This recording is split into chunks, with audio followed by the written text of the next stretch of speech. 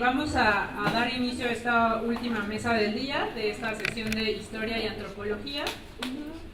Y bueno, tenemos 4 eminentes historiadores que nos van a hablar pues desde su disciplina.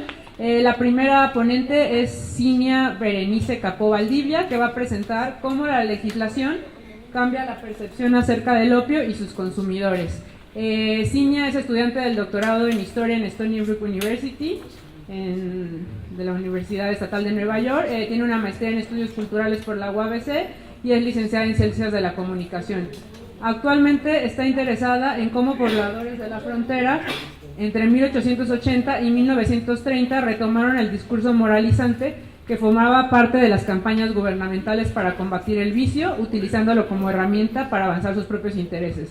Sus estudios previos incluyen el análisis del discurso sobre consumo y comercio del opio a principios del siglo XX y en Baja California, y también ha hecho trabajo etnográfico sobre con consumidores de drogas en el área metropolitana de Monterrey.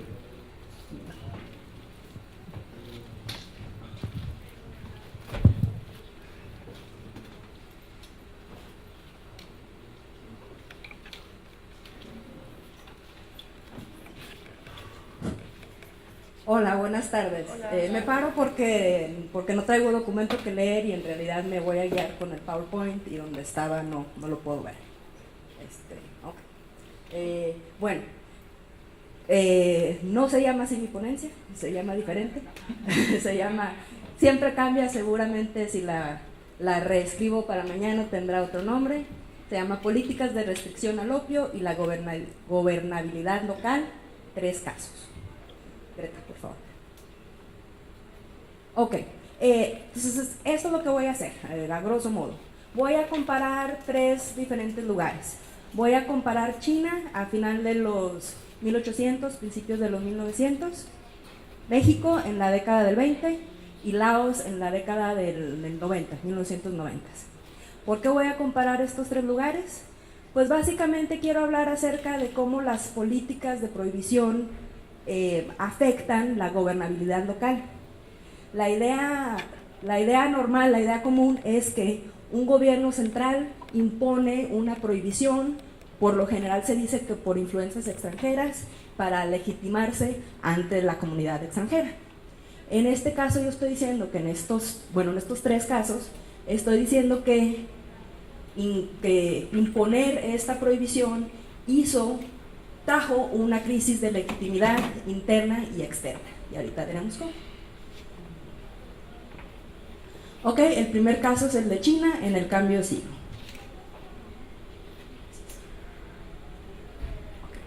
Bueno, la historia normal para hablar de China es hablar sobre la influencia extranjera.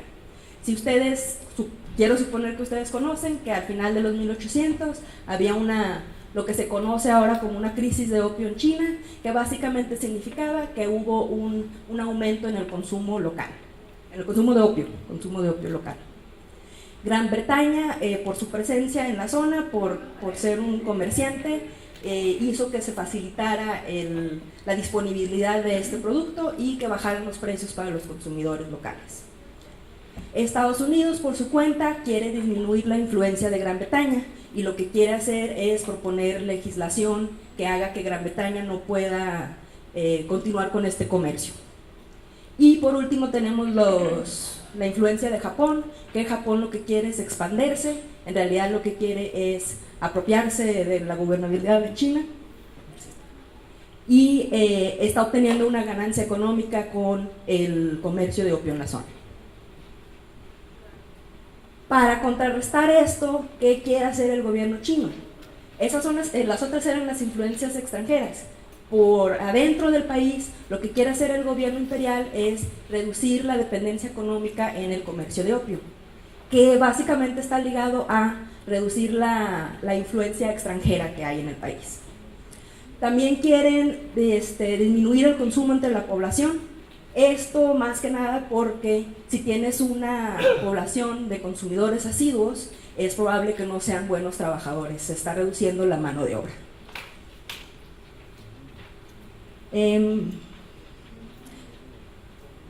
Y quiere terminar con la corrupción de las autoridades locales, que aunque el comercio del opio está restringido dentro de los puertos chinos, básicamente las autoridades locales están dispuestos a permitirlo a cambio de un pago personal. Pero no son todas influencias extranjeras para querer hacer este cambio. Tenemos presiones internas. Jóvenes que salieron a educarse, casi todos a Japón, regresan y ven que hay una crisis en el país y proponen que la educación para las masas va a ser la forma de salir de esta crisis de opio. Y como dije, el comercio de opio está restringido, sin embargo, se puede llevar a cabo pagando ciertos impuestos. Ellos proponen subir drásticamente estos impuestos para que haya una menor ganancia y que menos gente esté interesada en este comercio. Estas son las ideas, sin embargo, se atraviesa la revolución de 1911 y pues hay una completa cambio gubernamental y una desestabilidad local. El nuevo gobierno chino, no el imperial, el nuevo gobierno chino propone disminuir la producción nacional, acaparar la producción que queda, acapararla y crear un monopolio. Ese monopolio es el único que va a poder vender al resto de la población y ellos por medio de ese comercio van a obtener los impuestos que van a reinvertir en la gobernanza, en el gobierno. Okay. El intentar poner esto en práctica trae problemas de gobernabilidad. Por ejemplo, que dejan evidencia que el nuevo gobierno chino es un gobierno pues relativamente débil, es decir, no tiene el control de las periferias. Se evidencia también que hay una disputa del poder político entre los que son los gobernantes oficiales y los terratenientes locales de esas periferias que le exigen a la población local que continúen produciendo opio y que ellos van a ser, o sea, ellos los terratenientes van a ser los que van a recibir los impuestos de ese comercio. A su vez, eso va a ayudar que sus gobiernos de terratenientes locales tengan solvencia económica, lo que los hace más fuerte a ellos como locales, pero va disminuyendo el poder del gobierno central. Y como dije, esto básicamente crea una crisis de legitimidad interna y externa. Es decir, la gente, el poblado dice, bueno, el gobierno no tiene la capacidad de hacer respetar sus propias leyes. A su vez, los otros países dicen, China no está pudiendo hacer lo que dijo que iba a hacer restringir el comercio de opio. Entonces esto les crea, intentar llevar a cabo la prohibición, les crea este tipo de problemas. Perdón, me faltó ahí el último. Además de la inestabilidad política, va a traer, si realmente lo suprimieran, traería una inestabilidad económica.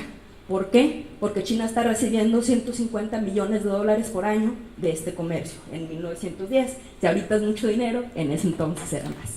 Ahora sí, gracias. Ok, ese era caso 1. Caso 2, el noreste de México. En el año 20, precisamente, en México se ponen las disposiciones sobre el comercio y cultivo de productos y plantas que fomentan vicios que degeneran la raza. Esto viene a partir de la Constitución de 1917 y en realidad lo que querían el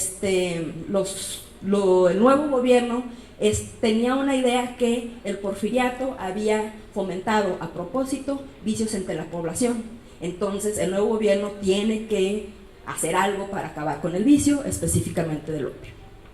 Y México tiene la necesidad de estar de acuerdo con convenciones internacionales, como la Convención de La Haya de 1912.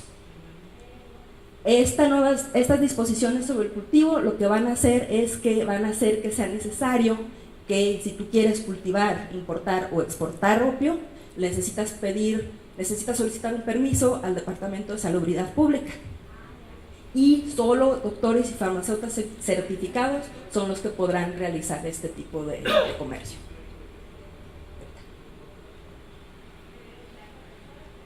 En el noroeste de México, el problema con imponer este tipo de ley de prohibicionista es que llevan años los gobiernos locales, específicamente en Baja California, llevan años recibiendo dinero de los comercios del vicio, entre ellos el comercio del opio. De hecho, el presupuesto está más de $1 millón que vienen de los comercios del vicio, no nada más el del opio, pero entre ellos. Entonces, si realmente ellos quisieran detener este tipo de comercio, lo que va a suceder es que va a haber una desestabilidad económica. Se dan cuenta los nuevos gobernantes del estado y preguntan, como cualquiera preguntaría al presidente, bueno, ¿cómo le hago para mantener la solvencia económica sin infringir la prohibición? Y la respuesta del gobierno, que podría ser sorprendente, es: continúa cobrando los impuestos al opio, no los detengas, vamos a ir paulatinamente suprimiéndolos, y cuando encuentres fuentes alternativas de ingreso, entonces ya podremos quitar ese impuesto.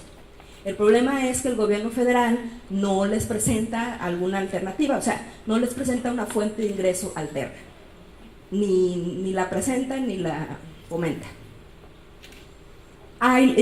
Esto básicamente pone al gobierno local en la posición de tener que balancear la necesidad económica con el deber moral. Entonces, en la década del 20, en Baja California específicamente, no hay ningún cambio en la estructura económica, continúa como estaba. Y de hecho los gobernantes locales lo que hacen es perfeccionar la recaudación de impuestos al comercio de opio. Uno de los argumentos para poder continuar permitiendo este tipo de negocios es que pues, se beneficia a la población local, es un beneficio económico porque hay una mayor circulación de dinero y es una fuente de trabajo para aquellos que trabajan en las llamadas fábricas de opio o en los fumaderos. Y para el gobierno eso sería un gran prejuicio, así dicen ellos, un gran prejuicio quitar esta fuente de ingreso para el fisco. El gobierno federal, como dije, ya está al tanto de esto, pero ellos continúan a nivel internacional limitando lo que ellos consideran ilícito, pero, como dije, no ofrece alguna fuente de ingresos alternos o unos impuestos alternos.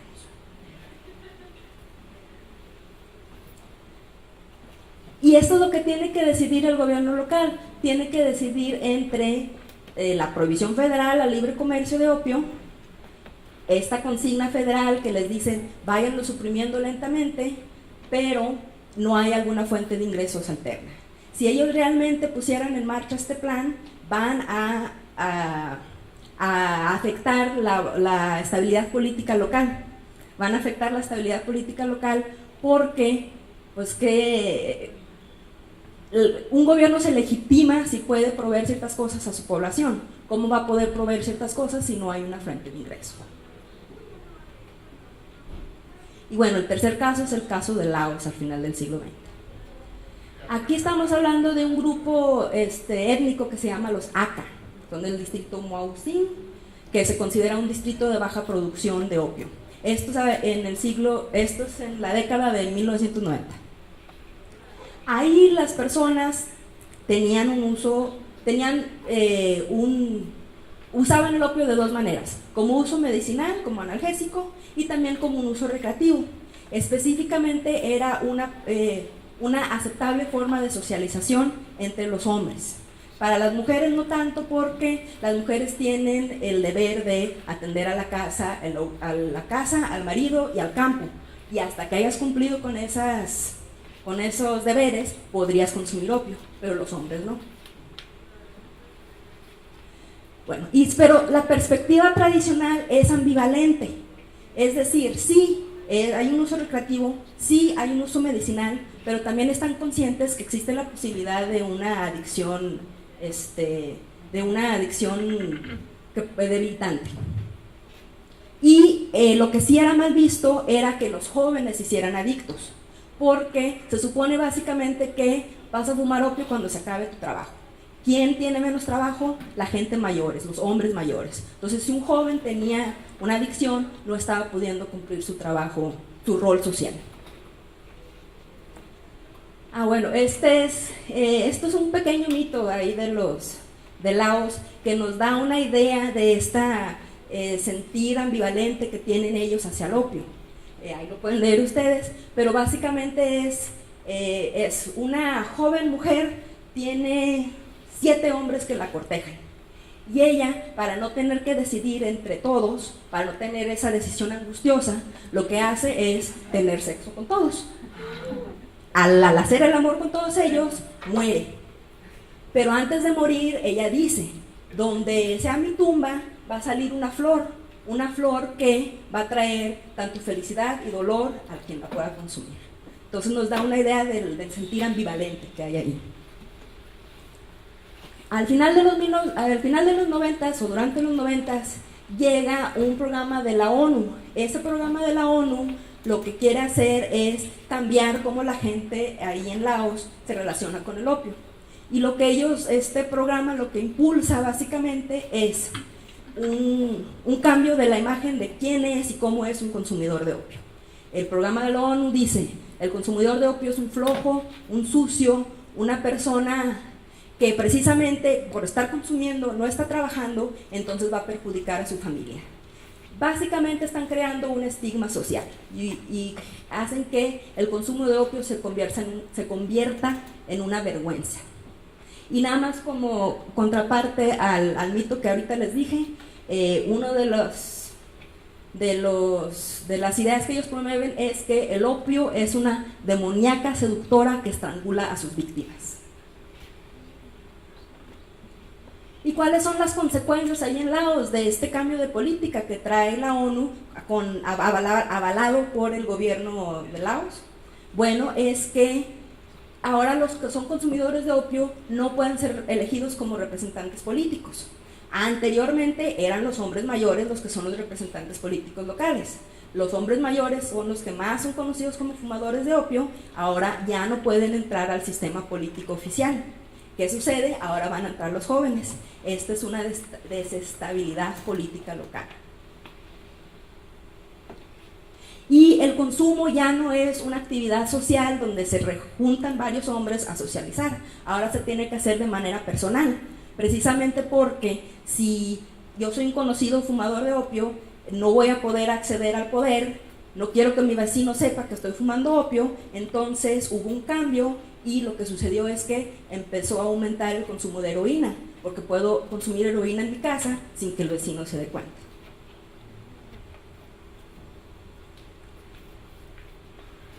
Y esto es lo que vengo básicamente, a platicarles la comparación de estos 3 países.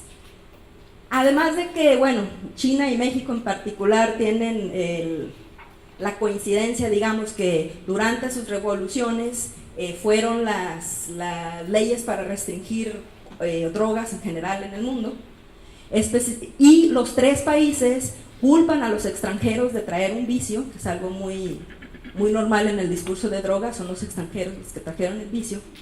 Aquí específicamente lo que está pasando es que si hay una supresión total del comercio del opio, va a traer una inestabilidad económica para, por ejemplo, China y México, donde ya no se están recaudando impuestos. Y para los 3 países va a traer una inestabilidad política.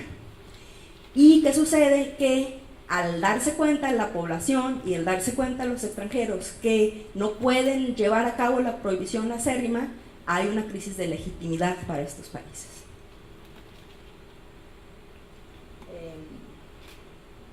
Lo que acabo de decir. Muchas gracias.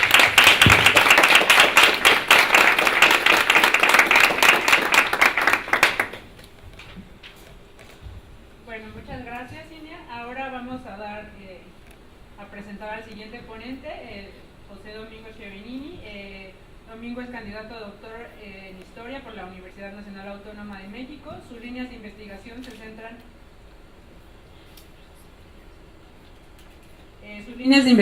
centran en la historia de las drogas y en las actuales políticas públicas en materia de sustancias, temáticas que aborda desde la historia jurídica, la historia global y las teorías contemporáneas del derecho penal y del derecho constitucional. En el pasado reciente ha presentado resultados de sus investigaciones en diversos congresos internacionales. Actualmente es docente de la Facultad de Ciencias Políticas y en la Facultad de Filosofía en la Universidad Autónoma de Querétaro, donde imparte, entre otras, la materia Historia Global de las Drogas. Domingo nos va a presentar la criminalización del consumo de marihuana en México durante la primera mitad del siglo XX. Buenas tardes. En esta ponencia voy a explorar algunos puntos en torno a la criminalización del consumo de marihuana en México durante la primera mitad del siglo XX, como decía Nidia. Para ello voy a iniciar recuperando algunos antecedentes que considero importantes para conectarlos con estas primeras décadas del siglo XX. Específicamente voy a enfocarme en lo planteado en la Constitución Política de 1917, en el decreto con el que se prohíbe la marihuana por primera vez a nivel nacional en México en 1920 y con la manera en la que se consolida la criminalización del consumo a partir de los códigos penales federales de 1929 y 1931. Bien, empecemos entonces con un par de antecedentes. La primer prohibición de algún componente del cannabis en el actual territorio mexicano se remonta a la Nueva España, donde se emitió un edicto de fe donde se prohíbe peyote, hongos alucinógenos, oleluqui y pipincíncintle. El pipincíncintle es un brebaje que contenía varios componentes herbales, entre ellos la semilla del cáñamo y probablemente también las flores de esta planta. Entonces ubicamos que la primera prohibición del cannabis en el actual territorio mexicano se enmarca dentro de una lógica moral, en este caso católica inquisitorial, que buscaba literalmente evitar contacto con el demonio, idolatrías y supersticiones. Y ya en el siglo XIX, unas cuantas décadas después, en el México independiente, si bien esa variable moral subyace, como sigue subyaciendo al día de hoy, las cosas comienzan a cambiar. No hay que perder de vista que en ese siglo XIX las tradiciones indígenas y las prácticas herbolarias comienzan a aislarse, entre otras razones por su supuesto carácter primitivo, y son desplazadas por un discurso con aspiraciones científicas que es aceptado dentro del mundo médico y desde ahí repercute en las prácticas farmacéuticas, en la academia y en distintas decisiones políticas y sanitarias. Se trata también de un siglo XIX en el que la marihuana se sigue usando dentro de sectores indígenas. La planta se vendía en mercados, fue exhibida en distintas ferias internacionales, entre ellas las de París y la de Filadelfia, y se exhibe ahí como un orgullo nacional de la herbolaria indígena. Pero paralelamente a este uso indígena, la planta ya se consumía en el ámbito urbano, donde se fumaba principalmente en sectores desfavorecidos, en sectores marginales, y ahí empieza a percibirse ya como un vicio. En ese contexto, a partir de esta percepción del consumo como un vicio, aparece la primer prohibición de la marihuana en el México independiente, que se da en el Distrito Federal, y en ella no se especifica la razón ni la causa por la cual se está prohibiendo la planta, solamente se menciona que aquel que contravenga lo dispuesto se le aplicará un mes de prisión. Con esa pena de un mes de prisión ya podemos ver cómo comienza el proceso de criminalización del consumo de esta planta. Hay varias otras prohibiciones a lo largo de la segunda mitad del siglo XIX, la mayoría durante el Porfiriato, la mayoría de ellas a nivel municipal. De entre ellas destaca una de la ciudad de Guanajuato, en la que se señala que, abro comillas, se prohíbe la marihuana debido a los graves males que causa su uso y teniendo en cuenta la obligación que se ha impuesto de velar por el bien público.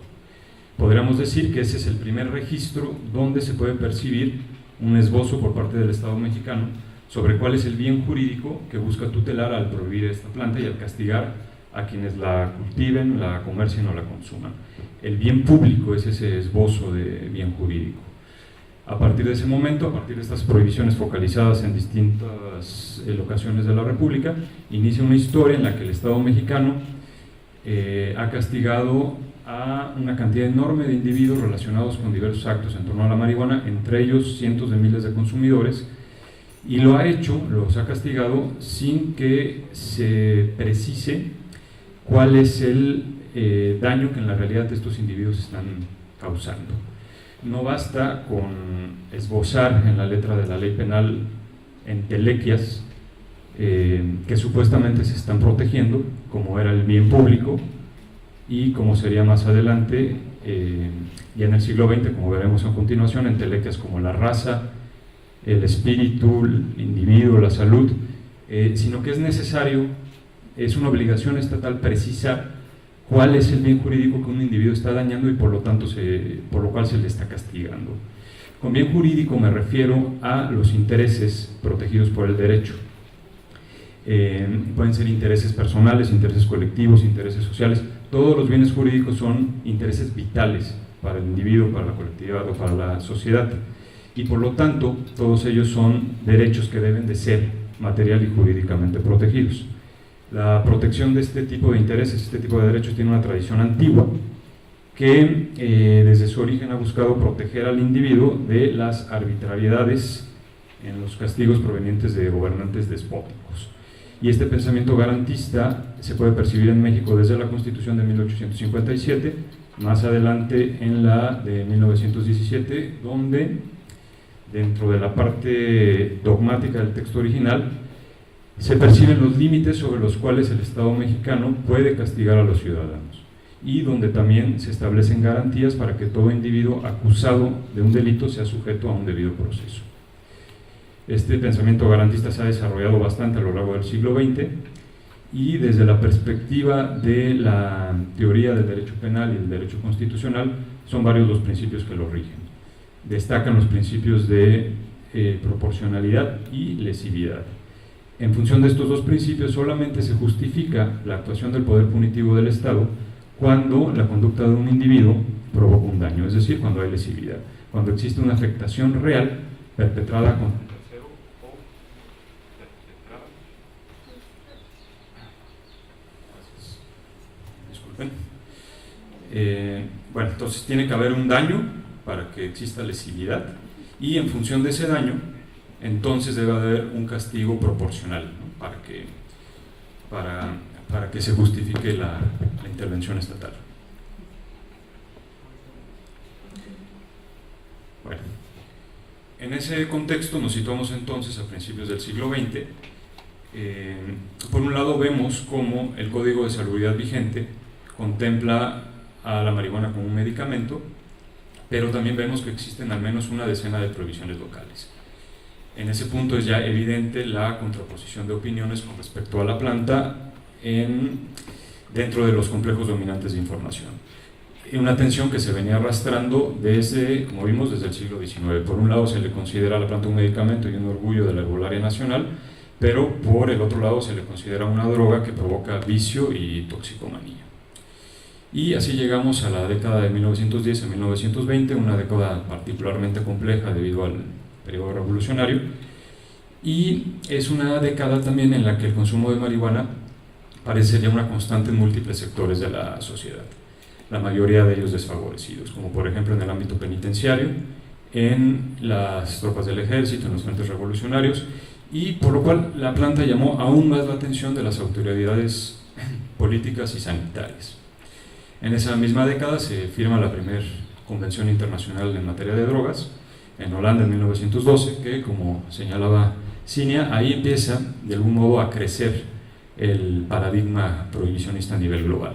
México es uno de los países que firma ese acuerdo, y aunque lo ratificaría posteriormente, ya terminada la revolución, a partir de ese momento, siguiendo la directriz de su propio proceso interno, comienza a promulgar una larga serie de disposiciones legales que se suman a esa lógica prohibitiva con tendencia global.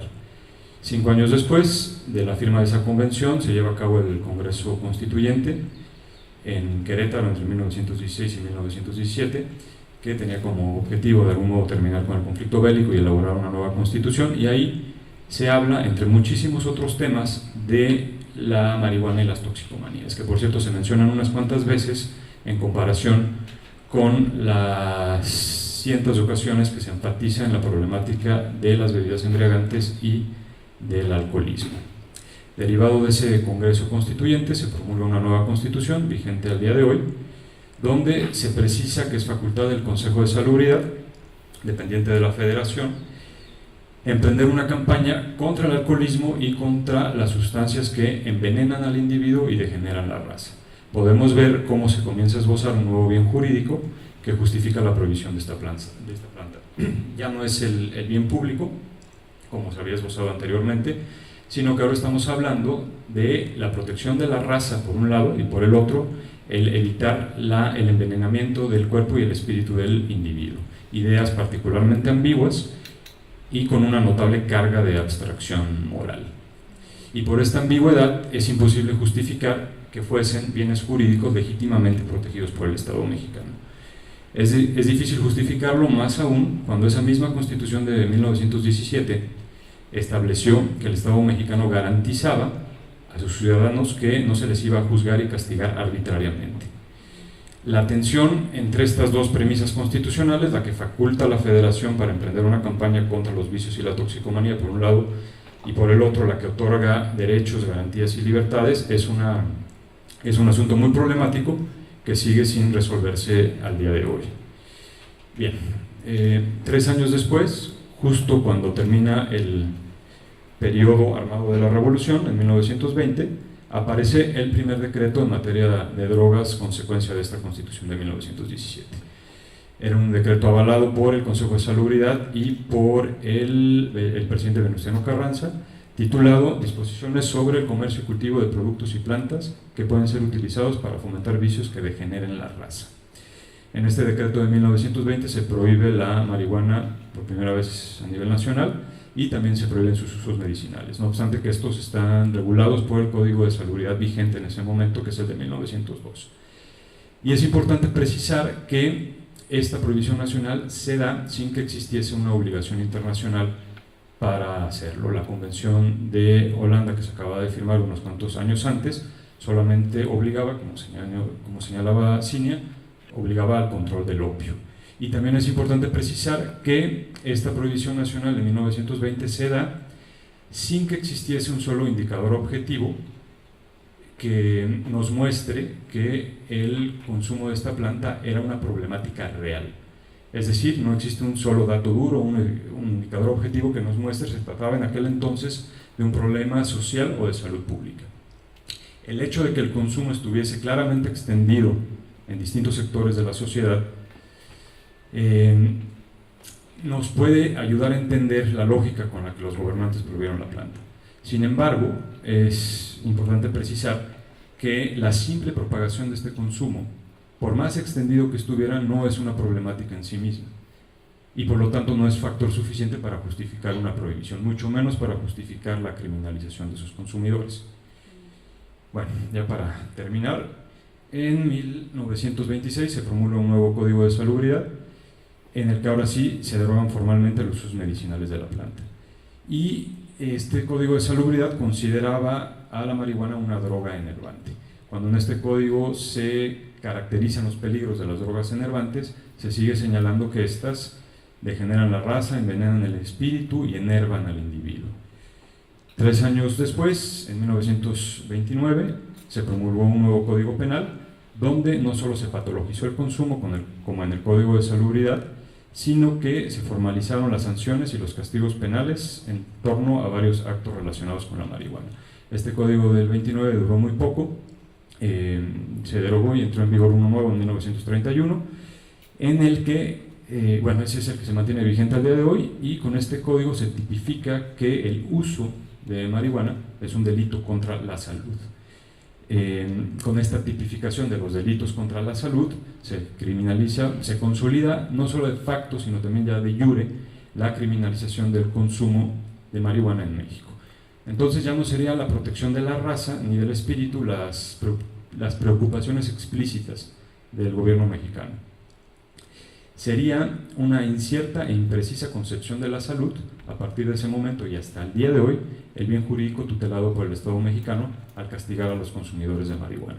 Pero esto ha ocurrido, esta prohibición penal se ha mantenido sin precisar qué tipo de salud es la que se está protegiendo. Puede ser la salud individual, la salud pública, la salud de terceros, la salud individual, por ejemplo, de individuos consumidores que podrían estar utilizando la marihuana paradójicamente para beneficio de su salud y usándola además como adultos responsables y como ciudadanos libres de acuerdo al pacto constitucional. O se podría estar protegiendo la salud pública,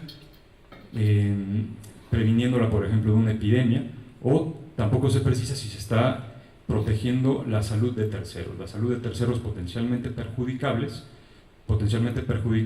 al tener que lidiar o interactuar con individuos bajo los efectos de la marihuana que por X o Y pudieran afectar la salud de esos individuos no consumidores. O tal vez se está protegiendo la salud moral de la sociedad mexicana. Bueno, en 1947, ya con esto termino ahora sí, aumentan las sanciones de todos los actos relacionados con la marihuana.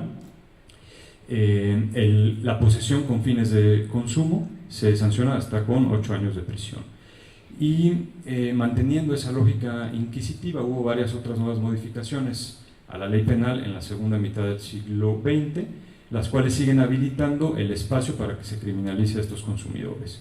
Y se siguen criminalizando sin que se precise cuál es el bien jurídico que estos individuos están dañando. Si no se precisa cuál es la salud que estos individuos están dañando, podemos seguir señalando que existen grietas en el ejercicio del poder punitivo del Estado mexicano, lo cual es un señalamiento delicado porque es uno de los varios ejemplos que podríamos enumerar que muestran cómo se vulnera el Estado de Derecho y el pacto constitucional que debería de sostener a este país. Gracias.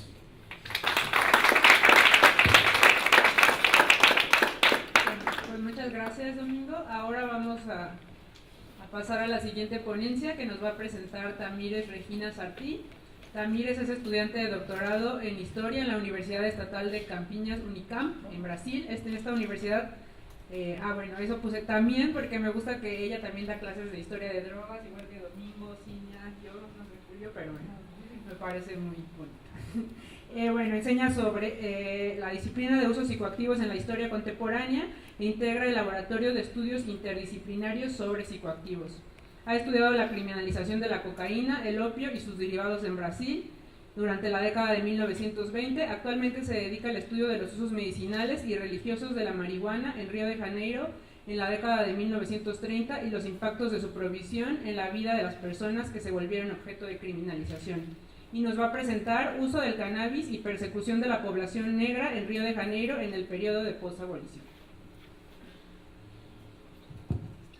O currículo fica mais bonito em espanhol. Eu não sei falar espanhol, então peço licença para ler o textinho. Ningún país de las Américas praticou a esclavitud em tão larga escala quanto o Brasil. Del total de cerca de 11 milhões de africanos deportados e ligados vivos às Américas, 44%, ao redor de 5 milhões de pessoas, foram levadas para o território brasileiro, em um período de 3 siglos. Para hacer-se uma ideia, outro grande país esclavista das Américas, os Estados Unidos, praticou o tráfico de pessoas escravizadas por pouco mais de um siglo e recebeu ao redor de 560 mil africanos, ou seja, 5% do total do tráfico transatlântico. Ao final, o Brasil se apresenta como o agregado político americano que captou o maior número de africanos e que mantuvo durante mais tempo a esclavitud. A lo largo do século XIX, período em que o fluxo de pessoas escravizadas para o país se intensificou, chegando a uma soma de 2 milhões de pessoas, o mesmo número de africanos levados ao Brasil em todos os siglos seguintes, siglos anteriores. Em esse último período, em a exploração social e econômica brasileira, La gran mayoría de las personas esclavizadas fueron levadas ao sureste del país para laborar de café, motivo pelo qual Rio de Janeiro, entonces capital do Brasil, se convirtió en la cidade com maior índice de pessoas negras em las Américas. La multitud de pessoas negras esclavizadas, livres e libertas, componiam la amplia maioria de la poblação e tal amedrontava a elite blanca del país. El análisis de los debates parlamentares de 1808, ano de la abolição de la esclavitud brasileira, ensina como era difícil para os deputados imaginar como seria a organização do mundo do trabalho sem o recurso a las políticas de dominação características do cativeiro. Para garantizar que os negros libertos se sometieran a trabalhar para a acumulação da riqueza de seus jefes, se pensou a teoria da sospecha generalizada, entre aspas, ya no era possível manter a produção através da propriedade da própria persona do trabalhador.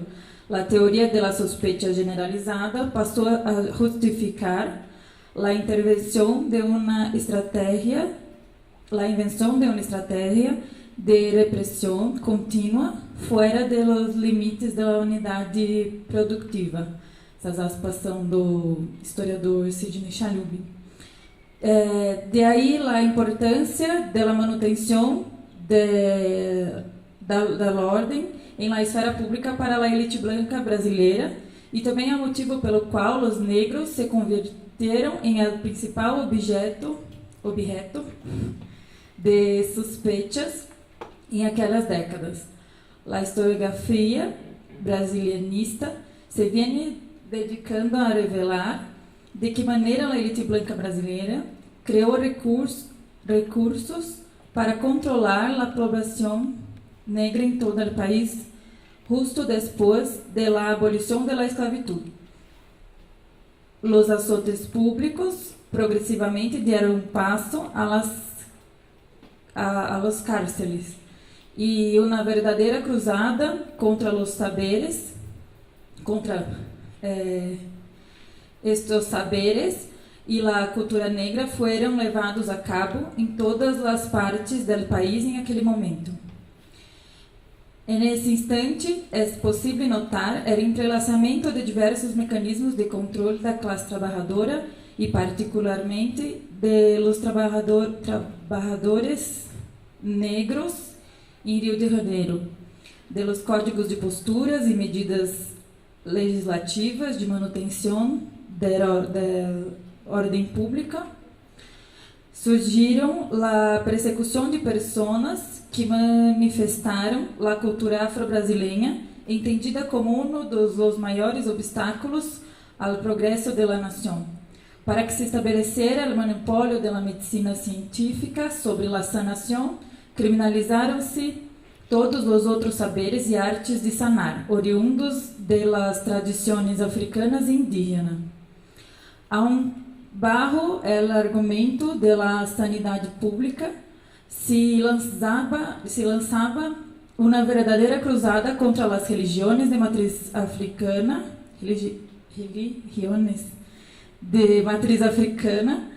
como a Umbanda e el Candomblé, consideradas manifestações bárbaras e inferiores que poderiam comprometer o futuro da raça e da nação. Quando os Estados Unidos lançaram a campanha internacional contra os entorpecentes, o Brasil surgiu como protagonista da inserção da marihuana na lista de substâncias a serem internacionalmente controladas.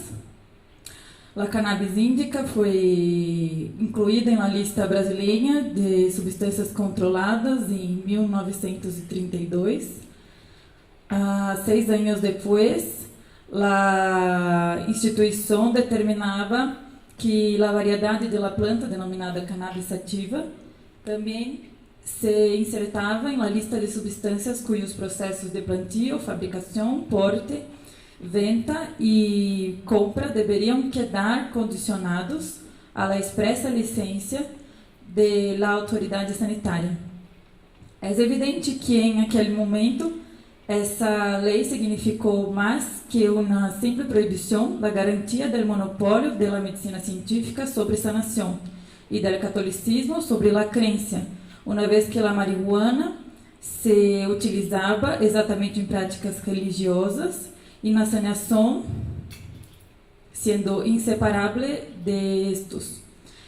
Desde a publicação da primeira lei do controle de los entorpecentes de 1921, a base argumentativa de los parlamentares residia em la separação em usos legítimos e ilegítimos. De acordo com eles, o uso de essas substâncias dentro de los limites da medicina científica era útil, seguro e deveria ser garantizado. Sin embargo, el uso fuera de la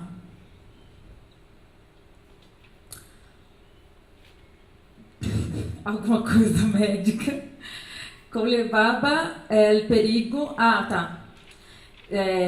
o uso fora do controle médico, da aprovação médica, carregava o perigo de los excessos, a adição, a degeneração de la raça e o atraso da nação, sendo necessário e urgente que fuera combatido. A inserção da cannabis em la lista de entorpecentes controlados garantia que os médicos do Hospital Nacional de Alienados pudieram continuar haciendo uso da cannabis índica e o tratamento de pessoas adictas em ópio, por exemplo.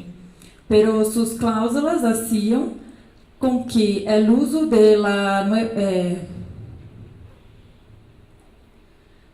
o uso da nova política repressiva recaíra sobre os sacerdotes e demais praticantes de religiões afro-brasileiras. A que tudo indica, a expansão da criminalização internacional de los entorpecentes significou, em el Brasil de aquele momento, a definição de quais pessoas e contextos de uso deveriam ser criminalizados. No coincidentemente, a população que sofreu com a nova política era exatamente aquela que a elite branca desejava manter produtiva e bajo controle.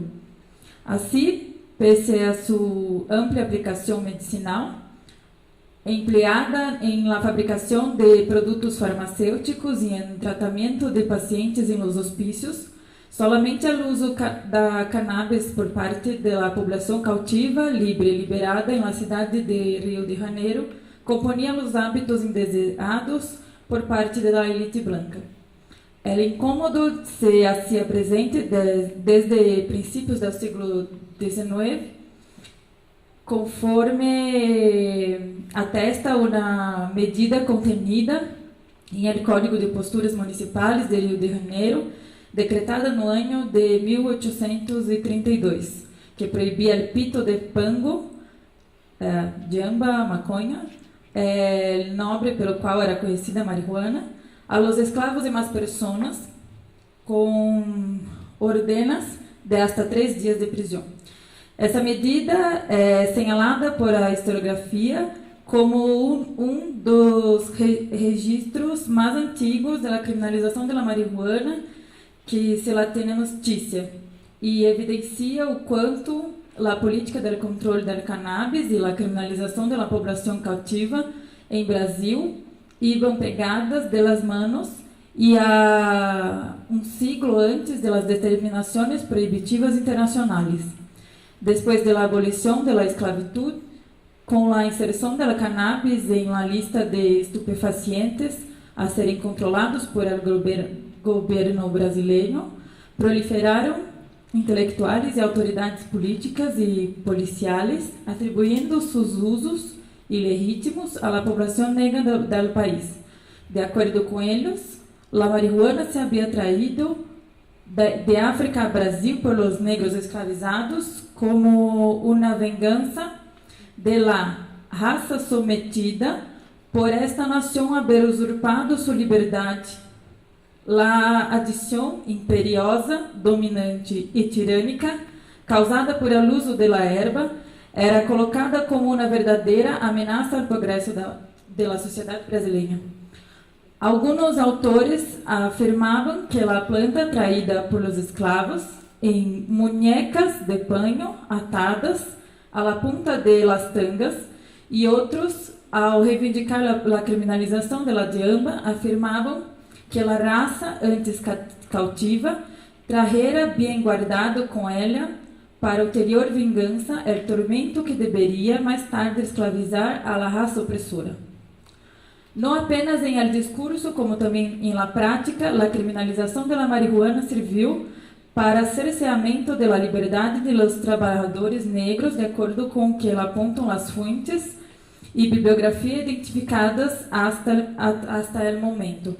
Há indícios de que em alguns lugares do Brasil, esse primeiro momento de criminalização incidiu especialmente sobre os homens, em sua maioria classificados como pretos, negros e pardos, mestiços, cujas funções eram descritas como carregadores, carpinteiros, zapateiros, limpiadores de sapatos, costureiros, com destaque para trabalhadores de Puerto, por razão da entrada da marihuana, que de acordo com os periódicos de Bahia e Rio de Janeiro, prontuários médicos, periódicos, juízos criminais e boletins de ocorrência, ensinam el quanto polícias e médicos se valiam da profissão de suspeitoso para determinar sua criminalização ou medicalização.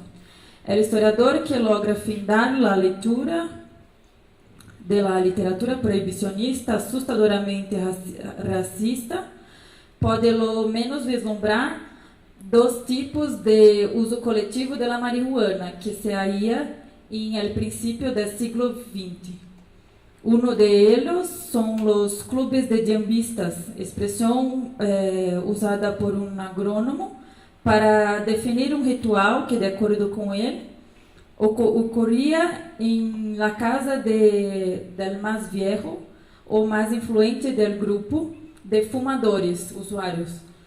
Preferencialmente, a los sábados, celebraban sus sesiones, alguns ao redor de uma mesa, outros tumbados em suas hamacas. Tras los primeiros tragos, los ojos de los diambistas se inyectavam de sangre, las risas indicam o princípio del efeito e suas palavras, versos com términos africanos, saem por entre el humo de la diamba. Outro uso coletivo da marihuana, indicado por estes textos, é aquele encontrado em los rituales afro-brasileiros, pero em esse há menos detalhamento sobre as possíveis ideias que se atribuíam coletivamente a los usos. A investigação, que é início em el doutorado, se deve dedicar exatamente sobre as práticas e significados que estavam atrelados ao uso de cannabis. Quais concepções as pessoas criminalizadas traíam para a composição deste cenário em transformação, revelando como esses câmbios que estavam em curso eram assimilados, repelidos ou encontravam reação de parte das pessoas perseguidas e por outras pessoas da sociedade. Perspectivas, experiências e discursos a respeito da marihuana que eram compartidas por la população brasileira e que contrastavam ou suportavam as ideias de que se convirtieron em hegemônicas em el período de criminalização, entendendo que a proibição da marihuana significou um mecanismo mais de cerceamento de la liberdade da classe trabalhadora e particularmente de los trabalhadores negros, En las décadas que se seguiram à abolição da esclavitud, se hace necessário contornar o discurso e as práticas criminalizadoras e racistas se queremos compreender e resgatar os gestos, sentidos e rituales que os médicos, policías e políticos reduziram a sintomas da degeneração.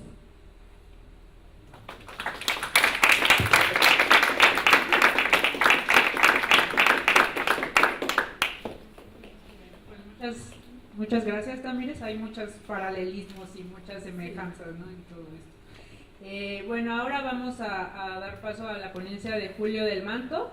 Julio hizo su maestría en Historia Social con una disertación sobre drogas e izquierda en Brasil en la Universidad de Sao Paulo, donde actualmente cursa el doctorado. Su investigación actual es sobre drogas y cultura en el Brasil de los años 60 y 70. Es autor del libro Camaradas Caretas, drogas e izquierda en los años 60, no, en el Brasil, algo así, ¿verdad? Sí. Y organizador del libro, ¿cómo se llama el libro? Chavando o Poder. Chavando es como, no sé cómo se dice. Ganar el poder. Ganar, ok. Del colectivo DAR, y es miembro de este colectivo y es miembro de la Marcha de la Marihuana de Sao Paulo, del Núcleo de Estudios Interdisciplinarios sobre Drogas NEIP y del Laboratorio de Estudios Históricos sobre Drogas y Alimentación. Y nos va a presentar el trabajo Memorias, Drogas y Reducción de Daños en la Contracultura Brasileña de los años 60 y 70. Hola, buenas tardes, gracias, es un gusto estar aquí y les agradezco a los que se quedaron ahí hasta el fin. Deben estar ansiosos a estudiar las plantas sagradas, como yo también, pero ya vamos. Y bueno, mi investigación sí habla un poco de las plantas sagradas, pero van a ver que voy a privilegiar más el LSD y hablar un poco más de política de drogas que de plantas, y tal vez un poco de reducción de daños, puede ser. Y bueno, les dedico esa presentación a Raúl Ficker y Luis Carlos Maciel. Los dos son personas que entrevisté para mi investigación. Los dos murieron en diciembre ahora y son dos personas muy importantes, y eso quería recordarlos también. Eso era para decirles yo, eso es el libro ahí, los dos que decían, los grupos, puede ser la próxima. Bueno, es entonces mi investigación actual, drogas contra cultura en Brasil de los 60 y 70. Mi hipótesis inicial era hacer un retrato de la importancia del consumo de drogas y de la reflexión sobre la alteración de conciencia dentro de las prácticas cotidianas y visiones de mundo de los individuos identificados con la contracultura brasileña. Otro anterior. Después añadí la otra hipótesis, ¿no?, que también por la investigación pudo ver que hay de alguna manera una anticipación o prefiguración de lo que se conocería después, se conoce hoy como reducción de daños, ¿no?, en ese momento. Y también un punto importante es la cuestión de la diversidad de las fuentes, ¿no?, fuentes orales también, y eso acarreta un poco la reflexión sobre sus usos y sobre la construcción misma de la memoria, ¿no? O sea, ¿cuál es la distinción entre los usos de una fuente que es oral, que es documental? ¿Por qué las personas recuerdan alguna cosa? ¿Por qué no recuerdan? ¿Por qué dicen algo, no dicen, cómo dicen? Eso hace parte también. Y también la metodología ahí que se conoce como microhistoria, ¿no? La concepción de que el individual, una trayectoria de una persona o de pocas personas puede iluminar la trayectoria social de varias, ¿no? ¿Puede seguir? Entonces empiezo, no sé, caracterizando la contracultura, ¿no? Si Foucault dice que donde hay poder hay resistencia, Goffman y Joy dicen que donde hay cultura hay contracultura, ¿no? Y Gilberto Velho, que es un antropólogo de Brasil, dice que la contracultura es una dimensión de la vida social que está indisolublemente ligada a la idea de libertad. Esos son dos libros importantes de Goffman y Joy, el amarillo, ¿no?, que salió ya con otro nombre, Are You Serious?, un seudónimo antes, y ese de Theodor Rosa, que es como que difundió en los 70 el término de contracultura, ¿no? Y así Goffman y Joy rechazan la definición de contracultura como solamente un estilo de vida diferente al mayoritario, ¿no? Es una esencia antiautoritaria y un fenómeno histórico caracterizado por la afirmación del poder individual como forma de crear medios de vida diferentes de los impuestos por las autoridades y convenciones sociales. Con eso definen 3 principios básicos o metavalores, como dicen, que distinguen la contracultura: la primacía de la individualidad, entonces, en contraste con las convenciones y controles gubernamentales; el desafío al autoritarismo y sus formas explícitas e implícitas; y la conexión entre los cambios individuales y sociales. Eso también es muy importante. Anterior. Perdón. Y entonces, como hablaron antes, ¿no? Donde hay cultura hay contracultura, pero ellos llaman de la contracultura, ¿no? a de los 60 y los 70, ¿no? que es como que más hoy conocido como contracultura. Y en Brasil se habla, hay una autora que dice que como se quedó en el casi, se llama más o menos la traducción, que la contracultura no tuvo la penetración que tuvo en algunos países de Europa o Estados Unidos, ¿no? Manifestaciones masivas. Se quedó más como un movimiento urbano, de jóvenes urbanos, clase media, alta, blancos, ¿no? Pero sí existió, y mucho también ligado con las artes y a veces con la industria cultural también, ¿no? Pero tanto en Estados Unidos, cuanto en Brasil, cuanto en Europa, la importancia de las drogas era grande, ¿no? Estos autores, Rossignol, Kallen, hablando del surgimiento de la contracultura en Estados Unidos, dicen que la difusión del LSD es el marco inicial de la contracultura, ¿no? Un otro autor, David Farber, dice que la manera como ciertas sustancias fueron utilizadas hicieron de los 60s, ¿no? Los 1970. Entonces, para ellos la cuestión de las drogas era, para algunos es un marco inicial, para otros es definidora de lo que fue la contracultura, de lo que la hizo famosa y se fue por el mundo después. Y Jerry Rubin, que es un activista ahí de Estados Unidos, también hablaba de eso, que la marihuana nos enseñó a respetar las leyes y los tribunales, ¿no? Eso es Jerry Rubin, desrespetando las leyes, los tribunales. Y bueno, y también hay autores brasileños que dicen lo mismo, ¿no? Luis Carlos Maciel, lo que decían cuando empecé, que las drogas alucinógenas fueron privilegiadas por los hippies porque ayudaban a vislumbrar la nueva realidad, ¿no? Chacal, que es un poeta también, dijo que cada LSD que tomamos formaba parte de una búsqueda. Y Antonio Ricerio, que es un antropólogo también, definió el LSD como la piedra filosofal de la contracultura. O sea, también en Brasil hay muchos autores que relacionan muy directamente drogas y la contracultura.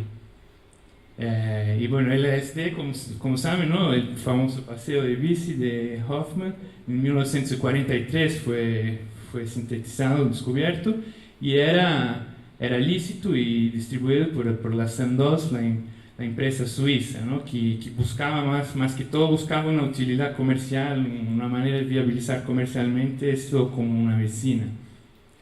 Esa historia está muy bien contada en este libro, Acid Dreams, ¿no? Puedes pasar. Y entonces, al finales de los 1950, más de 1000 artículos científicos habían sido producidos y el número de pacientes involucrados se acercaba a los 40.000. Eso en Estados Unidos. En Brasil también médicos testaban la sustancia en sí y en pacientes, principalmente en Río y en São Paulo. Eso venía gratis, ¿no? Sandoz enviaba gratuitamente, enviaba material de divulgación, la única cosa que exigían en cambio era que los investigadores los enviaran los datos de los resultados, ¿no? Pero tenían un interés grande que existiera experimentaciones con las sustancias en distintos países, y eso por lo menos en Brasil está documentado. Y el público de esos médicos, ¿no? De Río y São Paulo, no eran muchos, encontré pocos ejemplos, pero sí existían. Era antes que el público, que las personas conocieron, y las personas que iban a ellos eran principalmente intelectuales, artistas, ¿no? Y eso en el fin de los 50 y sobre todo en los primeros años de la década del 60. Uno de los ejemplos que participó es Clarice Lispector, la escritora, tal vez algunos conocen.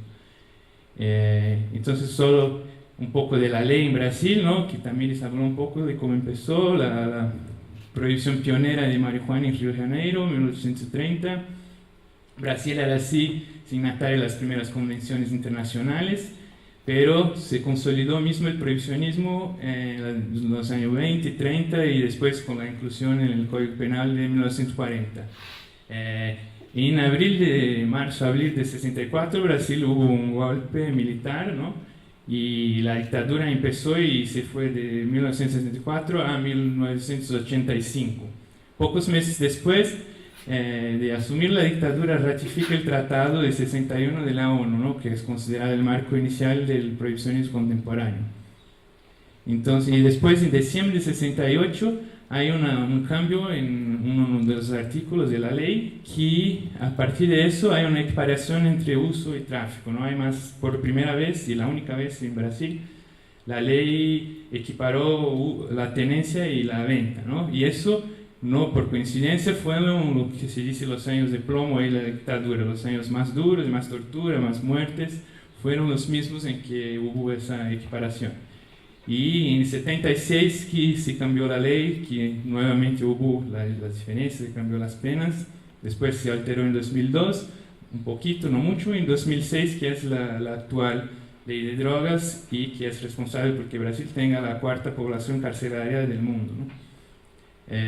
Una de las grandes responsables, claro. Y la ley 68, ¿no? que es el momento que estoy estudiando y que van a ver el proceso también, decía eso, ¿no? Que importar, vender, extraer a la venta, suministrar, aunque a título gratuito, transportar, bla, bla, bla, bla, bla, bla, todo eso, hacer cultivo, y esa es una, ¿cómo se dice? Una formulación importante porque dicen cualquier sustancia que determine dependencia física o psíquica. Entonces tenían las listas, pero igual decían eso, cualquier sustancia, y claro, no estaban hablando de azúcar, ni café, ni nada. Traer consigo para uso propio también, ¿no? Y eso, la pena para todos los mismos era reclusión 2 a 8 años y una multa del salario mínimo ahí, ¿no? Entonces había una dubiedad sobre la inclusión del LSD porque no estaba en la lista y no había ninguna jurisprudencia. Fue el próximo. Entonces lo que hoy estoy como mi investigación en el centro está en eso, que es el primer proceso por posesión de LSD en Brasil, ¿no? Por venta y tráfico, que es del 1970. Yo descubrí él por ese libro que se llama Los alucinógenos y el direito, los alucinógenos del derecho, de un juez que se llama Geraldo Gómez y que fue el juez de ese proceso. Él 2 años después publicó el libro, sacó los nombres de las personas y dejó ¿cómo se dice? Su decisión así más general, pero en el libro hay el número del proceso, en una nota. Con eso yo llegué al proceso, pues, que es ese, ¿no? El SD25 dice, próximo, ahí hay ese tipo de fotos, esas cosas. Y entonces el proceso se descubre que empieza el 28 de enero de 1970, con la detención en flagrante del artista plástico Antonio Petkov en su casa, con 2 amigos. Los 2 amigos no fueron incriminados, uno después era músico y todo, Novos Baianos, no sé si conocen. Tiene otros 6 acusados del proceso, ¿no? Pero eso empezó con la detención de Petkov, puede seguir. Eso es el auto de aprehensión que dice que él tenía 15 dosis de una sustancia de cor naranja y que según información se trata del SD25, puede seguir. Eso es un paréntesis, puede seguir. Quieren hablar de ese específico ácido naranja, esa es una buenísima película documental de Sunshine Makers, está buena, puedes seguir, cerró el paréntesis, no, para, ese, sí. Sigue, puedes seguir. Ese es el testimonio del conductor, más o menos está diciendo que investigó y que estaba parado adelante de la casa de Petkov y veía personas disfrazadas y hippies y que no tomaban nada, entonces que sospechó que era una nueva droga y al final fala como debía ser el famoso LSD y todo, puede seguir. Y ese es el testimonio de Petkov, que está muy bueno, pero no tengo mucho tiempo para leerlo, pero va diciendo un poco de su vida, de cómo conoció en Estados Unidos, de cómo participó de experiencia colectiva, 180 personas dirigidas por un filósofo japonés y cosas así, está bueno. Pero más o menos contando que conoció en Estados Unidos y trajo a Brasil, eso sería su testimonio voluntario, ¿no? Pues sí. Hubo también mucha repercusión en la prensa, entonces esa es una otra fuente que tengo, lo que salió en el momento, un hippie, un actor, dice ahí, que fue preso, aquel, puede volver un poco.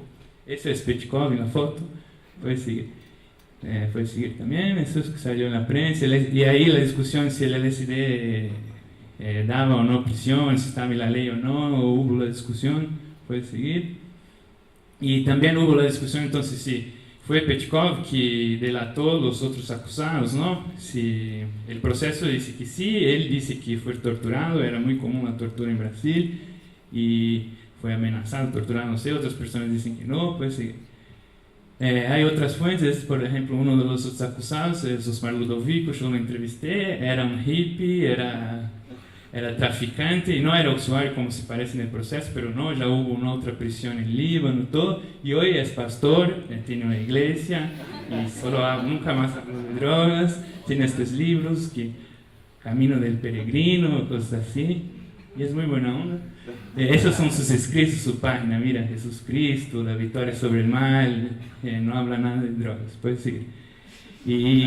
Y también con esa entrevista Ludovico me contó que que era así traficante, que fue preso 1 año en Líbano, que traía el LSD a Brasil porque quería vender para comprar cocaína para vender en Europa, y eso estuvo muy bueno, pero y también muestra la importancia de las entrevistas, no solo para conocer las otras versiones, pero por los documentos que me dio él, me indicó otros libros, me dio periódicos, varias cosas, pues, y eso fue una de las cosas que me indicó el libro del otro indiciado, Barry John Holohan, que lo publicó fuera del Brasil en 80, que Parrot's Perch es más o menos una traducción liberal de pau de arara, que es puede seguir, eso es pau de arara, una forma de tortura de Brasil, él puso, puedes volver, el nombre de su libro, y una de las cosas que dice, por ejemplo, es: la primera cosa que haré cuando salir de la prisión será matar a Antonio Pechkov. Entonces hay otros puntos de vista, puedes seguir.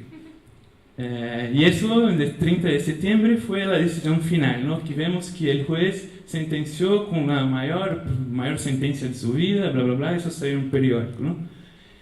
Sentenció 3 de los acusados a 1 año y 9 meses, no, sentenció todos, ¿no? Pero 3 ya como los consideran sursis, que respondieron el resto en libertad, y los otros se quedaron un tiempo más, puede decir, pero no mucho también. Entonces por eso se concluye algunas cosas, ¿no? Por ejemplo, que había una poca disposición de la dictadura en combatir ese crimen en un momento que su prioridad era exterminar las organizaciones de izquierda, sobre todo las armadas. Eso se ve por las pequeñas penas que tuvieron, por el poco tiempo que estuvieron presos, mismo con la gran repercusión mediática que hubo, y también porque hay el archivo de la policía política, que tampoco hay, buscando por estas personas, y por otras hay pocas menciones del tráfico de drogas, solo cuando está cerca de la actividad política de izquierda, ¿no?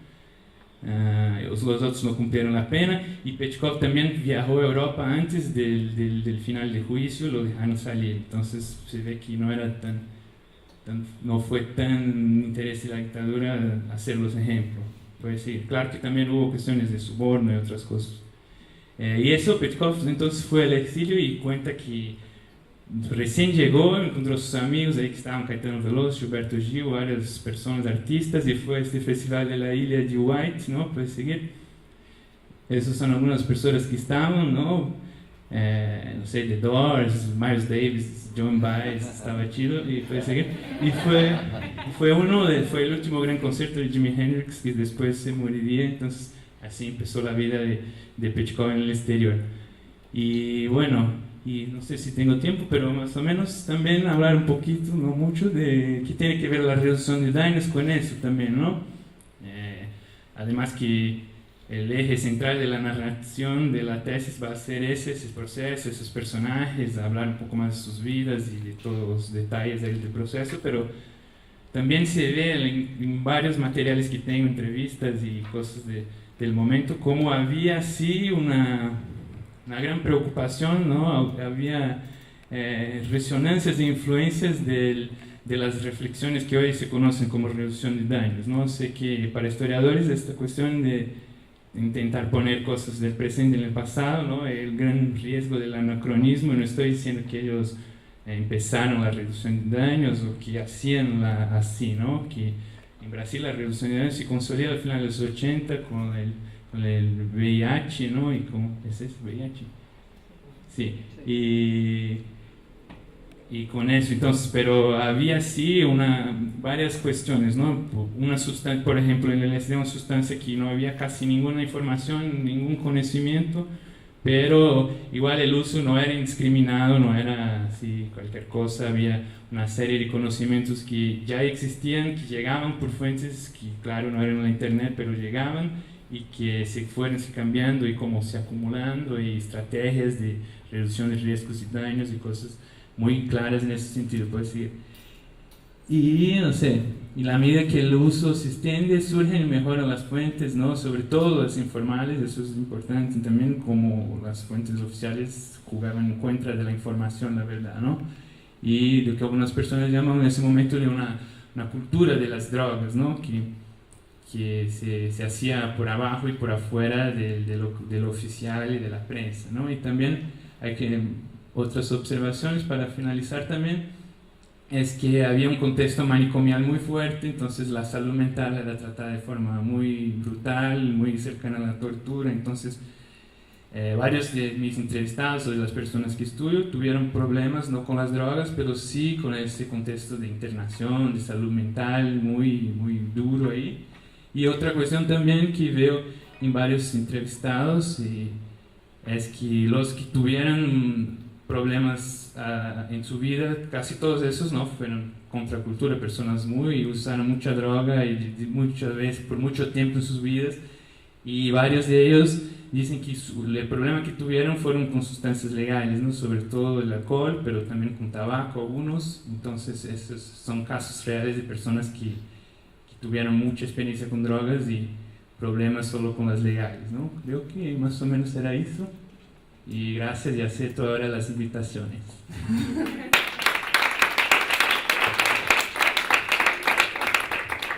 Bueno, pues muchas gracias, Julio, muy interesante. Ahora vamos a pasar a una pequeña sesión de preguntas o comentarios.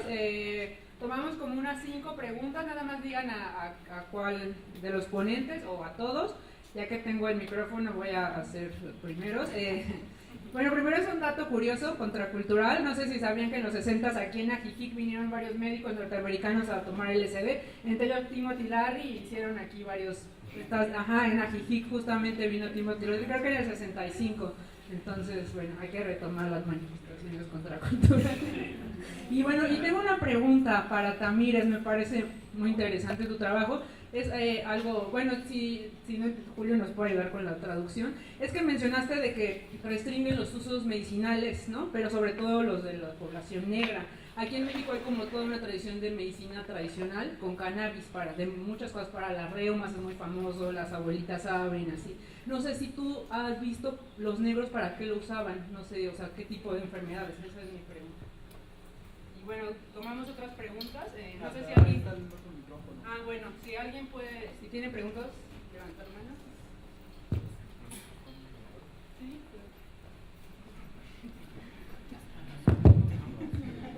¿Ya? Gracias. Es una pregunta en relación a la presentación de Opio de Cine.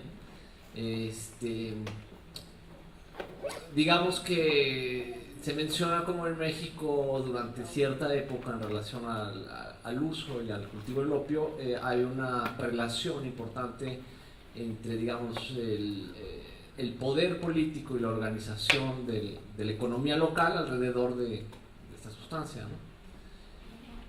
Que mi pregunta es como si esa analogía, esta simulación y al mismo tiempo la compenetración de ese poder político y de esa integración económica continúa actualmente de la misma manera.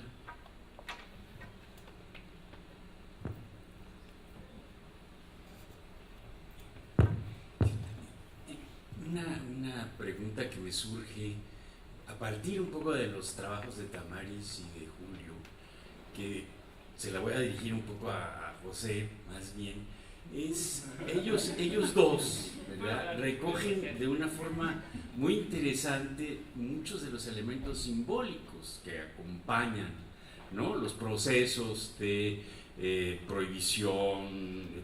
Me gustaría ver si has pensado en esos elementos simbólicos que acompañan por lo general, en el caso de México, ¿verdad?, estas prohibiciones de la marihuana, ¿no?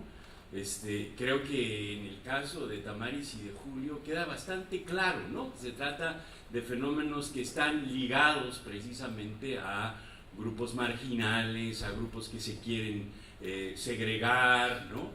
Y en el caso tuyo pareciera, ¿verdad?, que lo que se quiere es marginar, ¿verdad?, a los que consumen marihuana, pero habría que ver como a quiénes particularmente, porque en el fondo me da la impresión de que las aristocracias, ¿verdad?, y sobre todo las burguesías mexicanas de los años 20 y de los años 30 no tenían ningún tipo de problema ante la ley en el fondo, ¿no? O sea, se criminalizaba, pero de todas maneras se podía consumir sin ninguna bronca en el fondo. Entonces, tal vez habría que ver un poco qué hay, porque dices, es que es la degeneración de la raza. Pues sí, pero es un argumento, yo creo que muy circunstancial, desde mi humilde punto de vista, ¿verdad? Me parece que hay un contexto social que está empujando precisamente hacia una criminalización que creo que habría que trabajar un poquito más, ¿no? Poderla entender, y muy en la línea de lo que hizo Cinia, perdón, de una vez ya hace un comentario para allá también, ¿no? Que es... hay un contexto, en el caso también de México y en el caso de China, y que me parece muy importante, y que habría que pensar un poco en Laos también, ¿no? Y es que vienen de una revolución, ¿no? Que eso creo que es importantísimo, ¿no? En el caso, creo que de José, habría tal vez que reflexionar alrededor del sentido de la revolución mexicana con relación a las drogas, ¿no?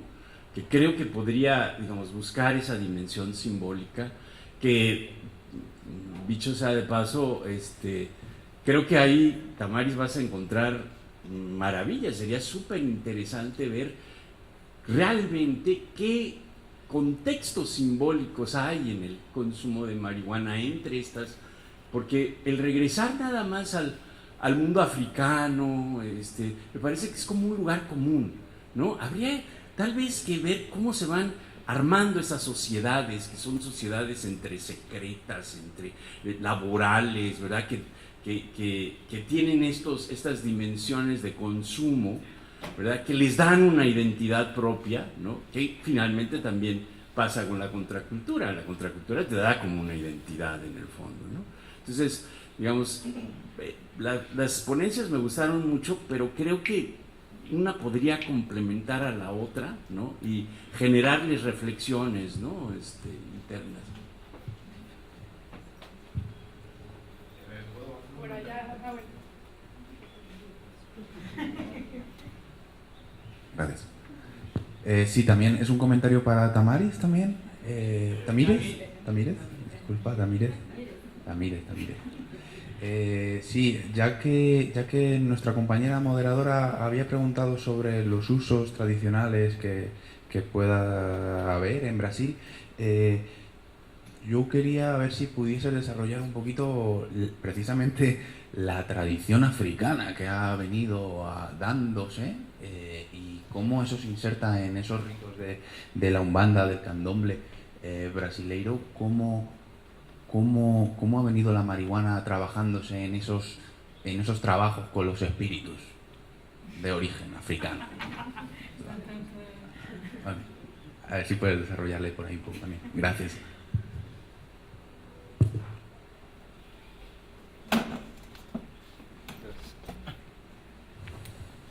Este es preguntar la opinión de Domingo.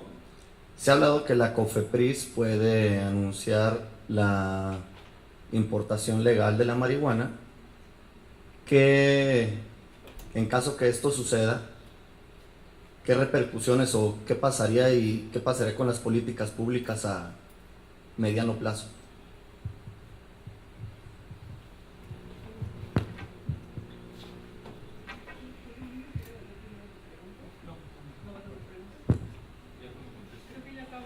¿Ya nadie más tiene alguna otra pregunta, comentario, duda, sugerencia?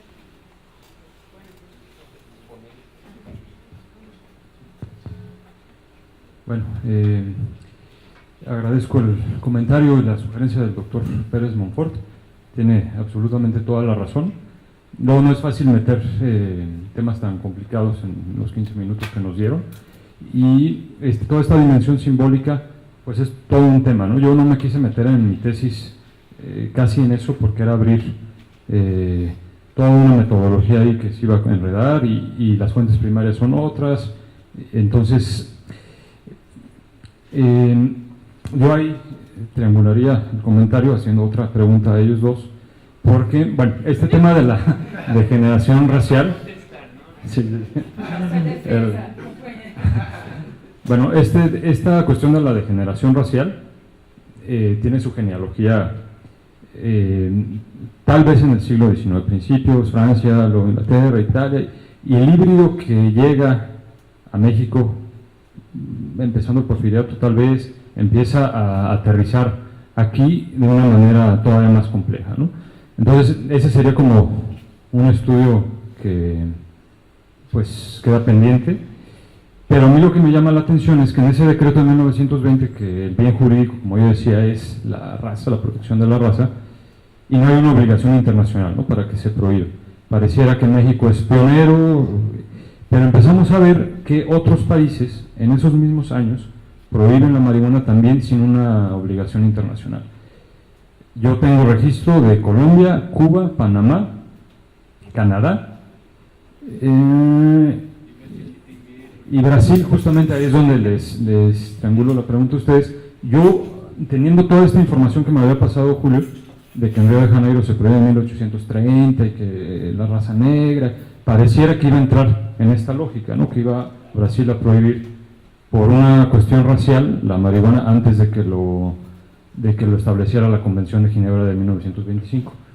Y yo partía de ese supuesto, de hecho lo tenía ahí en mi tesis escrito como que Brasil era uno de estos casos, hasta que, y es que hay un decreto como del 23, que era el que yo tenía, que asumía que ahí estaba prohibida la marihuana, pero cuando me lo mandó Julio veo que no aparece la marihuana ahí, ¿no? Entonces que se prohíbe hasta, ¿qué fue? 32, o sea, ya con una obligación internacional.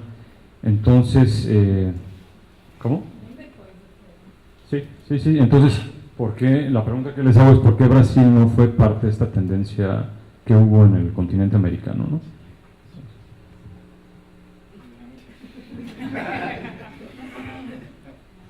Bueno, aprovecho rápido para lo que preguntabas tú. Lo que se va a permitir es la importación de medicamentos, ¿no? Con regulaciones muy estrictas sanitarias de la COFEPRIS, de Secretaría de Salud, pero no se va a poder importar marihuana para consumirse de manera recreativa. Entonces, si me limito a contestar lo que me estás preguntando de cuáles son las repercusiones que va a tener en términos de política pública en el mediano plazo, el uso medicinal me parece que van a ser muy buenas, ¿no?, porque muchos individuos que padecen de enfermedades que pueden tratarse con marihuana, de algún modo van a poder importar algún medicamento, ¿no? Caro, pero al final se abre una ventanita ahí, ¿no? El ideal sería que eventualmente se pudiera permitir el autocultivo para ese uso terapêutico. Bueno. Eu vou precisar responder em português, mas vou tentar falar devagar para, enfim, se não entenderem, o Júlio traduz. Bom, acho que são basicamente duas questões, né? A primeira é sobre o uso medicinal, que era feito pelos negros no Brasil no início do século. Isso é bem amplo, assim, eu achei muitos registros de muitos usos diferentes, desde não só por parte das pessoas negras, como por parte das pessoas brancas, então pessoas a própria medicina científica, então as pessoas que eram internadas por uso de adicção, né, o vício de morfina ou heroína, eram tratadas no hospício com injeções de cannabis índica concentrada, né? Então, e tem isso como uma diminuição da fissura, não sei como é que se fala isso em espanhol. Gana, muitas ganas de heroína, abstinência. A marihuana entrava nesse contexto e também existia cigarros índios, que eram cigarros que já comprava bolado na farmácia, que era para asma, enfim, para várias coisas. E também existia colocar a erva na própria ferida para cicatrização. Então, tem vários tipos de usos diferentes, assim, bem amplo, como se fosse arruda, alecrim, sei lá. E, não, mas assim, muitos usos diversos, como qualquer outra erva, e que estão esparsos. Mas eu acho que essa não é a questão, assim. O que eu estou tentando ver é como isso, como o uso medicinal não está separado do uso religioso e do uso que a gente vai encaixar como entretenimento. Então, o clube de jambista, a explicação que a gente olha e fala é basicamente entretenimento. Eles não estão se reivindicando um ritual religioso e eles não estão se reivindicando um momento medicinal, um momento de sanação, né? Mas a gente não pode... Mas eles, assim, tinham, por exemplo, redução de danos, que o Júlio estava falando, né? Claro que a gente não pode fazer esse anacronismo, mas eles tinham isso. Então, eles faziam um bong com água para fumar, eles faziam um bong mesmo, e aí a explicação deles é que a água filtrava os maus sonhos e fazia um barulhinho que ajudava a começar a rir, porque a ideia era dar várias gargalhadas. Então, são coisas que hoje em dia a gente fala, a risada é uma terapia, né? E, nossa, é uma descoberta, né? Tipo, sorrir faz bem e tal, para a saúde mental, para tudo. E é uma coisa que eles já faziam, o intuito declarado era esse, olha, a gente fuma para rir, né? Então, como está indissociado o religioso, e aí quando os pais de santo pais de santo são sacerdotes do candomblé, quando eles eram presos, né, os pais, as mães de santo, e aí a explicação que eles davam para o uso era medicinal, porque eles sabiam que isso dialogava com os médicos, com o discurso público legitimado, né? Então, eles argumentavam isso, mas, na verdade, aquela erva tinha outros sentidos. Aí, dialogando com a sua pergunta, eu ainda não sei. É exatamente isso que eu estou tentando descobrir agora, porque os registros que a gente tem são muito difíceis, difícil acesso. Porque os médicos que escreviam sobre os intelectuais que escreviam sobre isso, falavam, eles estão fazendo tal coisa, mas é porque eles são degenerados. É porque eles são... Então, já reduzia. Então, é todo um processo que enfim, é um das questões que eu estou querendo descobrir, que é justamente quais são os sentidos. Mas eu acho que isso tem a ver, eu já sei que existe uma relação de hierarquia entre ritos afro-brasileiros durante o início do século. Então, nesse momento, existe uma valorização da cultura iorubá e uma desvalorização da cultura banto. Então, e o uso da maconha provavelmente estava relacionado à cultura banto.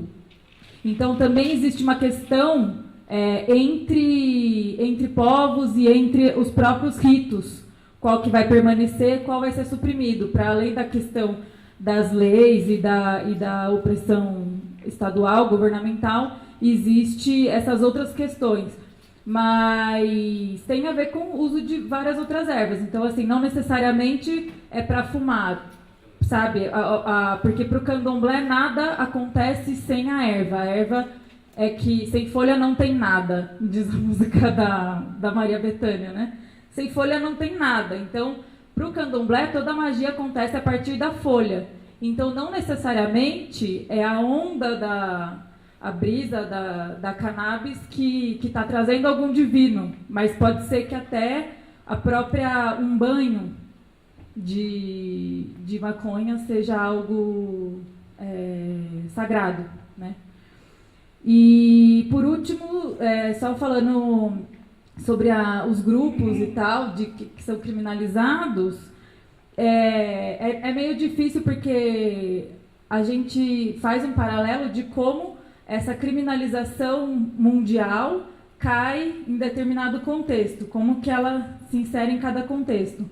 Mas é difícil a gente estabelecer uma relação de causa e efeito, porque, então isso foi feito para criminalizar. Não, foi uma determinação internacional, o Brasil queria uma cadeira na Liga das Nações, não ia deixar de assinar.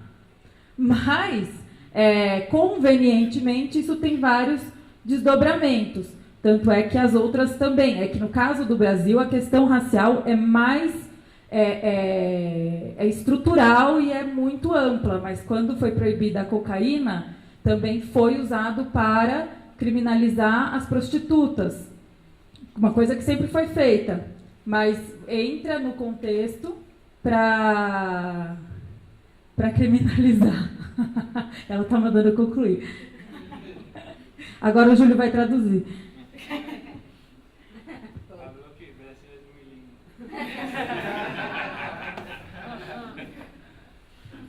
Bueno, para responder la pregunta de la simulación en la actualidad.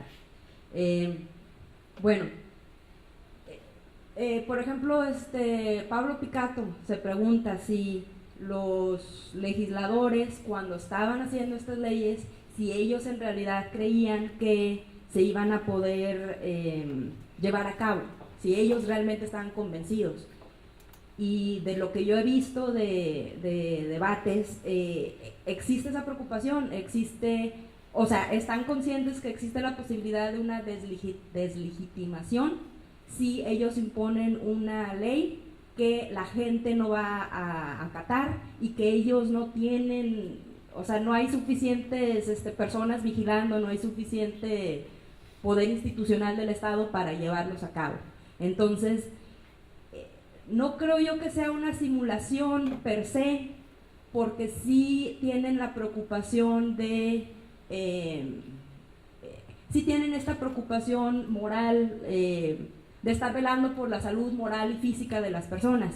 Sin embargo, desde un principio están muy conscientes que hacer una prohibición total es algo muy, muy difícil de llevar a cabo. Y con respecto a, por ejemplo, el hecho de cobrar impuestos y a la actualidad, ¿qué onda? Es verdad que en la actualidad hay autoridades que reciben algún tipo de compensación económica a cambio de permitir una actividad ilícita, que permiten el narcotráfico en sus lugares, etc. Pero la gran diferencia es que en los años 10 y 20 el dinero que se recibe está entrando a las arcas públicas, o sea, es un beneficio, no necesariamente, y según como lo que se ha encontrado, no necesariamente el 100% del dinero que están recibiendo está entrando a las arcas públicas, alguien sí se está quedando con él. Sin embargo, una parte está entrando y está beneficiando a los poblados, está beneficiando al aparato gubernamental local.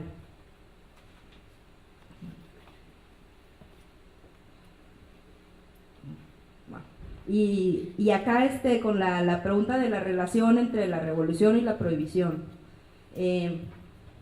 Bueno, pues sí, obviamente sí está muy relacionado, y de hecho el profesor Paul Gutenberg alienta a quien sea que quiera estudiar la relación entre las revoluciones y las políticas de drogas en México, piensa que es un buen campo de estudio ahí. Bueno, pero los revolucionarios no sé si en realidad lo hayan internalizado, pero al menos dicen creer que durante el porfiriato, Porfirio Díaz a propósito esparció el consumo de opio entre la población para que la población no se levantaran armas, para que la población no exigiera algún cambio político. por un lado. Por otro lado, es parte de la promesa de la revolución. La promesa de la revolución es que vamos a alzar al pueblo, los más pobres, los más desprotegidos van a poderse mejorar. Entonces no pueden ellos ignorar este asunto, el asunto de las plantas intoxicantes o el asunto de las drogas. Tiene que integrarlo a su nueva gobernanza. Y pues coincide, tanto en México como en China, que pues básicamente durante la revolución es cuando están estos nuevos tratados internacionales. Entonces, posteriormente a sus revoluciones necesitan el reconocimiento de otros países, que van a ser ellos el nuevo gobierno legítimo, y por necesitar eso, tienen que meter en sus nuevas constituciones este asunto de las drogas. No pueden ignorarlo por completo, porque ignorarlo significaría estar fuera de la comunidad internacional, y también significaría que no eres uno de los países modernos, no eres uno de los países que están en desarrollo, buscando, simplemente no vas a estar entre los grupos de naciones que van a influir entre la comunidad internacional.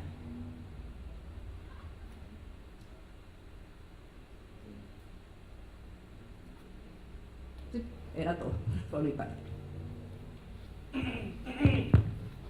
Bueno, rápidamente quería falar solo dos cosas. Agradezco al profesor Pérez por sus observaciones, y me quedé pensando que hablase de entender y contextualizar el sentido de la revolución, ¿no? Sugirió a Domingo. Me parece que en mi caso de la contracultura, este sentido es más o menos el sentido de la dictadura militar que hubo en Brasil, ¿no? Que estuvo en esos años, se quedó y vive todavía hoy en muchos sentidos. Y la cuestión de la identidad está muy fuerte en eso también, porque la contracultura era predominantemente de jóvenes urbanos, clase media más o menos, o blancos, y para esos sectores más o menos los que, no sé, no estaban de acuerdo o no les gustaba lo que pasaba en el país, había más o menos dos caminos muy claros ahí: la lucha armada, ¿no? La guerrilla, que fue destrozada por la dictadura, y la contracultura. Entonces, creo que esas dos cuestiones que hablaste más o menos se interrelacionan en esto, la identidad y el sentido, no, en nuestro caso, desafortunadamente, no de una revolución, pero de una dictadura. Y no sé, lo que habló Domingo, no sé, creo que hay que también pensar que la guerra a las drogas en Brasil, la verdad, empezó de verdad en los 80, ¿no? Como en varios otros lugares. Y eso, mucha gente relaciona eso también con el fin de la dictadura, con el cambio del enemigo interno, ¿no? Entonces, pero antes, en esos momentos que habló y que por qué Brasil no prohibió y no participó de eso, si por un lado mucho se habla en algunos trabajos que las drogas eran de alguna manera vistas como vicios elegantes, ¿no? Eran de las clases que tenían más dinero, eso puede ser una cosa, pero por otro lado, ese pensamiento médico racista, eugenía, ¿sí? En español, eugenístico, eso también era muy fuerte en Brasil, está muy documentado. También es mismo habló de un médico que habla de marihuana, y entonces creo que eso, la eugenía, todo eso, más o menos se inventó ahí la cuestión de las primeras leyes de drogas y todo, pero que este control poblacional que existía, y sobre todo para los pobres y sobre todo para los negros, se hacía ya de otras maneras, ¿no? Desde que terminó la esclavitud, con la cuestión de impedir el acceso a la tierra, que ya fue al mismo tiempo impedir después el acceso a las regiones, las ciudades, el trabajo. Creo que ya había muchos mecanismos de control de estas poblaciones, y que tal vez con el fin del régimen militar ahí sí que se estuvo más fuerte esta necesidad, y ahí sí que el encarcelamiento dispara mismo, y relacionado con las drogas. Antes existía sí la prohibición, creo que era sí una cuestión internacional, pero sí también de control, pero que no tenía la importancia que tiene hoy o que tuvo después de los 80, ¿no? No sé, pero eso no es mi tema también.